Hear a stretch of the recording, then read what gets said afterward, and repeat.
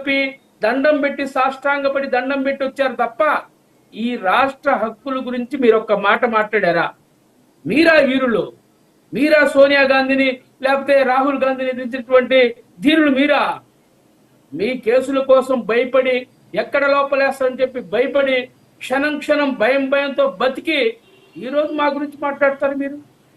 షరీలమ్మ రాజశేఖర రెడ్డి గారి బిడ్డ, ఎవరికి భయపడేది కాదు, ఎవరికి లొంగి మాట్లాడేది కాదు. ఈ రాష్ట్ర ప్రభుత్వం మీద మాట్లాడుతుంది మేము. ఒకసారి మీరు చూడండి, మీరు ఎక్కడ బెంగళూరు ప్యాలెస్ లో పనుకొని మీరు మాట్లాడుతూ ఉంటారు. షరీములమ్మ గారు ఈరోజు ఈ రాష్ట్రంలో ప్రజాపక్షంగా మాట్లాడుతూ ఉంది. మీరు ఏ సమస్యల మీద మాట్లాడారు ఈ 6 నెలల కాలంలో? ఒక్కటి బయట తీయండి. ఎక్కడ మీరు కానీ, మీ నాయకుడు కానీ, మీ కార్యకర్తలు కానీ రోడ్డెక్కి ఈ ప్రభుత్వాన్ని ఎదిరించినటువంటి ఒక సన్నివేశం చూపించండి మీరు. ఇంకా ఉత్తర కుమారులాగా మీరు మాట్లాడటం సమంజసం కాదు. ఈరోజు మేము చెబుతున్నాం, ఛాలెంజ్ చేస్తా ఉన్నాం. ఈరోజు షరీములమ్మ గారి సారథ్యంలో ఒక ప్రధాన ప్రతిపక్షంగా, ప్రజాపక్షంగా ఈరోజు రాష్ట్ర ప్రజల పక్షం మాట్లాడుతుంది మేము. ఈరోజు 100 రోజుల పాలనలో యొక్క తెలుగుదేశం ప్రభుత్వం, ఎన్డీఏ ప్రభుత్వం ఇచ్చినటువంటి హామీలు అమలు పరచలేదని చెప్పి, సూపర్ 6 అమలు పరచలేదని చెప్పి రాష్ట్రంలోని అన్ని కలెక్టరేట్ల ముందు తాళీ బజావ్ పేరుతోటి ఆందోళన చేసింది మేము. మీ నాయకుడు ఎక్కడ నిద్రపోయాడు? మీ జగన్మోహన్ రెడ్డి ఎక్కడ పండుకొని ఉన్నాడు? ఏ కలులో దాక్కున్నాడు? ఆ ధైర్యం ఉందా మీకు? విద్యుత్ ఛార్జీల విషయంలో మేము చెప్తా ఉన్నాం, ఈ రాష్ట్రంలో ఉన్నటువంటి అన్ని ఎస్సీ ఆఫీసుల ముందు మేము లాంతర్లు పట్టుకొని మా షరీములమ్మ గారి సారథ్యంలో మేము ఆందోళన చేశాం. అలాగే మరి వరద బాధితుల విషయంలో మేము ఆందోళన చేశాం. మీరు ఎక్కడ మాట్లాడారు చెప్పండి? ఈరోజు ఆ రోజు మోడీని ఎదిరించరు, ఈరోజు ఈ రాష్ట్రంలో మిమ్మల్ని నమ్మి ఆ రోజు మీ కోట్లేసారి ఈ రాష్ట్ర ప్రజలు 151 స్థానాలు కట్టబెట్టారు. మరి వాళ్ళ రుణం తీర్చుకోవాలా లేదా మీరు? ఈరోజు మీకు అధికారం లేదు కాబట్టి 11 స్థానాలకు పరిమితం అయ్యారు కాబట్టి మేము చూస్తాం చేస్తామని చెప్పి ఇంట్లో పండుకుంటే ఏమనాలి మీరు? ఇవన్నీ పాపాలు. ఈ 1750 కోట్లు మేము చెప్పాం. ఇదే విషయం మీద చర్చకు వచ్చినప్పుడు మా పక్క రాష్ట్రం కాంగ్రెస్ పార్టీ అధికారంలో ఉంది, రేవంత్ రెడ్డి గారు ఆయన చెప్పాడు, మాకు ఈ 100 కోట్లు మాకు అవసరం లేదు, మా రాష్ట్ర ప్రయోజనాలు మాకు ముఖ్యం అని చెప్పి ప్రెస్ మీట్ పెట్టాను, క్లియర్ గా చెప్పాడు. మీకు ఆ దమ్ముందా మీ జగన్మోహన్ రెడ్డికి? ఈ 1750 కోట్లు నేను తీసుకోలేదు అని చెప్పేటువంటి దమ్ము మీ నాయకుడు కానీ, మీ పార్టీ నాయకులు కానీ ఉందా అని చెప్పి నేను కాంగ్రెస్ పార్టీ తరఫున సవాల్ చేస్తా ఉన్నా. రేవంత్ రెడ్డి అంత గట్స్ మీకు ఉన్నాయని అడుగుతా ఉన్నా. చెప్పండి మీరు. మాట్లాడితే మా మీద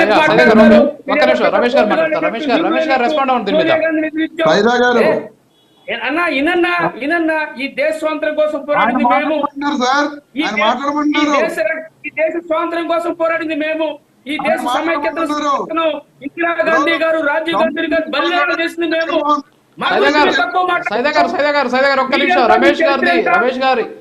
మీరు తక్కువ చేసి మాట్లాడతారు, అది కరెక్ట్ కాదన్నా. రమేష్ అన్న వినండి, రమేష్ అన్న మీకు నోరుంది, తిన్నింటి లెక్క పెట్టద్దు. కాంగ్రెస్ పార్టీ ఉండబట్టే మీరు బతికారు ఇన్ని రోజుల దాకా. రేపు కూడా కాంగ్రెస్ పార్టీలోకి రావాలి మీరు, అది గుర్తుపెట్టుకొని మాట్లాడండి. మాట్లాడద్దు మీరు ఎందుకంటే తిన్నింటి వాసాలు లెక్క పెట్టవద్దు, అది గుర్తు పెట్టుకోండి. రాహుల్ గాంధీ ఎదిరించారంట, ఈ రోజు నువ్వు మాట్లాడేది గుర్తు తెచ్చుకోండి. ఒక్కసారి ఆగండి. రమేష్ గారిని ఎలా డిఫైన్ చేస్తారో చూద్దాం. రమేష్ గారు ఎలా డిఫైన్ చేస్తారు? ఇప్పుడు మీరు మంచి పాయింట్స్ లేవనెత్తారు. ఒకసారి రమేష్ గారు ఏమన్నారు ఈ రాష్ట్రంలో లేకుండా చేశారు. ఏం చేసింది? ఏం చేస్తారు? మీలాంటి దొంగలంతా ఏం చేస్తారు? ఏం చేస్తారు? ఇంకా జగన్మోహన్ రెడ్డి గారు మోడీ గారిని డైరెక్ట్ గా మీటింగ్ లో ప్రత్యేక హోదా గురించి కానీ, ప్రైవేటీకరణ, వైజాగ్ స్టీల్ ప్లాంట్ ప్రైవేటీకరణ గురించి కానీ మాట్లాడిన వ్యక్తి జగన్మోహన్ రెడ్డి గారు. అప్పుడు మీకు చెప్పు, మీరు కదా ప్రతి ఒక్క బిల్లుకి కదా మీరు, మీ విజయసాయి రెడ్డి మీరు ఎందుకు ఒకటి లేదా? మరి కదా పార్లమెంట్ లో, మరి రాజ్యసభలో ఒక్క దానికి కూడా చివరికి మైనార్టీలు ఓట్లేస్తే మీకు కాంగ్రెస్ పార్టీ అది మైనార్టీలు అందరూ కూడా మూకుమ్మడిగా ఓట్లేస్తే 370 ఆర్టికల్ కి బిల్లు మీరు ఓట్లేసారే, ఎన్ఆర్సీకి ఓట్లేసారే, వచ్చింది మీరే బీజేపీ మాట్లాడి హక్కుల్ని కాల రాశారు మీరు ఇంకా మాట్లాడుతూ ఉంటారు. రైతులు నల్ల చట్టాలకు ఓట్లేశారు, రైతులు నల్ల చట్టాలకు కూడా ఓట్లేశారు. మీరా మాట్లాడేది? ఈ దేశ ప్రగతిని, రాష్ట్ర ప్రగతిని కోరుకునేది మీరా రమేష్ అన్న? ఒకసారి ఆలోచన చూసుకుని మాట్లాడండి. కరెక్ట్ కాదు. దయచేసి షర్మిలమ్మను గాని కాంగ్రెస్ పార్టీ సైదా గారు ఒక్క నిమిషం మాట్లాడండి. సైదా గారు కాసేపు, సైదా గారు కొంచెం సేపు ప్లీజ్. రమేష్ గారు మాట్లాడతారు. రమేష్ గారు ఏం డిఫైన్ చేస్తున్నారో ఒకసారి విందాం ప్లీజ్. రమేష్ గారు మాట్లాడండి, మీరు మాట్లాడండి. ఆయనకు అనుకూలంగా ఉన్న అంశాలన్నీ మాట్లాడి అనుకూలంగా లేని అంశాల గురించి మాత్రం ఆయన చెప్పలేదు. ఈ రోజున మోడీ గారికి భయపడి ఉంటే పార్లమెంట్ లో వక్ఫ్ బిల్లును మేము వ్యతిరేకించాం. ఎందుకు వ్యతిరేకించామండి? అది ఇబ్బందికరంగా ఉంది కాబట్టి, ముస్లింస్ అందరికి కూడా అది ఇబ్బంది కాబట్టి మేము వ్యతిరేకించాం. మేము వ్యతిరేకించలేదా? ఈ రోజు మోడీ గారు పార్లమెంట్ లో ప్రధానమంత్రిగా లేరా? మోడీ గారికి వ్యతిరేకంగా మరి ఆయన ప్రవేశపెడుతున్న బిల్లుకి మేము వ్యతిరేకంగా అక్కడ ఓట్ చేయట్లేదా? ఏం మాట్లాడతారండి సైదా గారు? మాట్లాడింది ఏదో ఒక బొట్టు బిల్లుకి ఏదో మద్దతు తెలుపు చేసే చెబుతున్నారు. దొంగచాటు మాట్లాడి మీరు మాట్లాడతారు. ప్రజల్ని మాట్లాడతారు మీరు ఇప్పుడు దాకా మోడీతో అంటకాగి, మోడీతో కొత్తులుగా వ్యవహరించి మైనారిటీ ఓట్లు దండుకొని రాష్ట్రంలో ఇంకా మీరు మాట్లాడతారు. అన్ని చట్టాలకి మీరు మద్దతు తెలిపి ఏదో ఒక్కొక్క చట్టానికి అనుకూలంగా మాట్లాడేవారు మీరు మాట్లాడుతుంటారు పత్తిత్తులాగా. ఇది సమంజసమైంది లేకుండా చేశారండి సైదా గారు. ఈ రాష్ట్రంలో లేకుండా చేశారు. కాంగ్రెస్ పార్టీకి ఎవరు దోచుకున్నారో ప్రజలు చూశారు కాబట్టి కాంగ్రెస్ పార్టీకి అడ్రస్ లేకుండా చేశారు. అందుకనే స్వామి మీకు 11 స్థానాలకి పరిమితం చేసింది.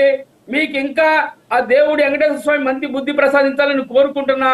మీరు ఇంకైనా మారండి. మీరు మాట్లాడకుండా ఇదే మాట్లాడుతూ ఉంటే ప్రజలు మిమ్మల్ని క్షమించరు. కింద పడ్డ మాదే పని చేయండి కరెక్ట్ కాదు. మీరు 11 స్థానాలకు పడిపోయారు. మీరు ఇంకా ఆలోచించుకోండి. రమేష్ గారు ఒక్క నిమిషం సార్, ఒక్క నిమిషం అండి. సైదా గారు, రమేష్ గారు ఒక్క నిమిషం అండి. రమేష్ గారు క్లియర్ గా ఒకటి ఆన్సర్ చెప్పండి. మీరు క్లియర్ గా ఒకటి ఆన్సర్ చెప్పండి రమేష్ గారు. చెప్పండి. సైదా గారు ఏమంటున్నారంటే ఈ రోజు ఆంధ్రప్రదేశ్ కి సంబంధించినటువంటి ఈ ఒప్పందాల్లో చాలా జరిగాయి. సో ఈ ఒప్పందాలకు సంబంధించి జగన్మోహన్ రెడ్డి ప్రధాన నిందితుడు అనేటటువంటి అంశాన్ని ఆయన లేవనెత్తుతూ ఉన్నాడు. అంతేకాకుండా మేము కాంగ్రెస్ పార్టీ అయినా మాకు అసెంబ్లీలో సీట్లు లేకపోయినా సరే మేము ప్రజా పోరాటం చేస్తున్నాం, మీరు ఎప్పుడు కూడా ప్రజా పోరాటం చేయలేదు, కనీసం నరేంద్ర మోడీని మెడలు వంచుతామన్నారు కూడా కనీసం అలాంటి ప్రయత్నం కూడా చేయలేదు. తిరుమలకు వెళ్ళి లడ్లు ఇచ్చొచ్చారు, తిరుమల నుంచి లడ్లు తీసుకెళ్లి ఇచ్చొచ్చారు. సో ఇలాంటివి చేశారని చెప్తున్నారు. సో అర్థవంతంగా చర్చ సాగిద్దాం మనం. మీరు చెప్పండి ఏమంటారు అసలు మొత్తానికి ఇప్పుడు ఈ కేసుకు సంబంధించి, ఈ ఇష్యూకి సంబంధించి ఏమని డిఫైన్ చేస్తారు? అది ఒకటే మీరు ముందు చెప్పండి. కెమికల్ ఇండస్ట్రీలో లీక్ అయిన రోజున జగన్మోహన్ రెడ్డి గారు అక్కడికి వెళ్ళి ఆ ప్రజలను పలకరించలేదా? విజయవాడలో వరదలు వస్తే అక్కడికి వెళ్ళి జగన్మోహన్ రెడ్డి గారు ప్రజలను పలకరించలేదా? ₹1 కోటి అక్కడ ఖర్చు పెట్టలేదా? వస్తే చనిపోయిన ప్రతి కుటుంబానికి ₹2 లక్షల చొప్పున 13 మందికి 13 రోజులు 26 లక్షల రూపాయలు ఇవ్వలేదా? ఈ రాష్ట్రంలో అత్యాచారాలు జరిగిన ఆడపిల్లలకి వాళ్ళకి వెళ్ళి పలకరించిన అక్కడ ప్రతి ఒక్కరికి 10 లక్షల రూపాయలు ఇస్తారని చెప్పి 10 లక్షల రూపాయలు జగన్మోహన్ రెడ్డి గారు ఇవ్వలేదా? ఈ రాష్ట్రంలో జరుగుతున్న అన్ని విషయాల మీద జగన్మోహన్ రెడ్డి గారు స్పందిస్తున్నారు, పోరాటాలు చేస్తున్నారు. ఎక్కడ పోరాటాలు చేయలేదండి? అంటే విద్యుత్ ఛార్జీల మీద వీళ్ళ అధ్యక్షురాలు షర్మిల గారు బయటకు వచ్చి లాంతర్లు పట్టుకుని ఫోటోలు దిగేసి వెళ్ళిపోతే అయిపోయిందండి. అక్కడితో అయిపోయిందా? ఈ రోజున నిజమే 10 నిమిషాలు ఫోటో దిగింది మీరు మమ్మల్ని అంటే ఎట్ట? ఇప్పుడు వరదల్లోకి వచ్చి ఫోటో దిగిపోయింది ఎవరు? కనీసం పులిహార ప్యాకెట్లు పంచలా మీరు? మీ నాయకుడు ₹1 కోటి అన్నాడు, ₹1 కోటి ఇవ్వలా, రూపాయి ఇవ్వలా. ఎందుకు ఉత్త మాటలు చెబుతారు మీరు? విజయవాడ నగర ప్రజల్ని పూర్తిగా మీరు మోసం చేశారు. మీ గతం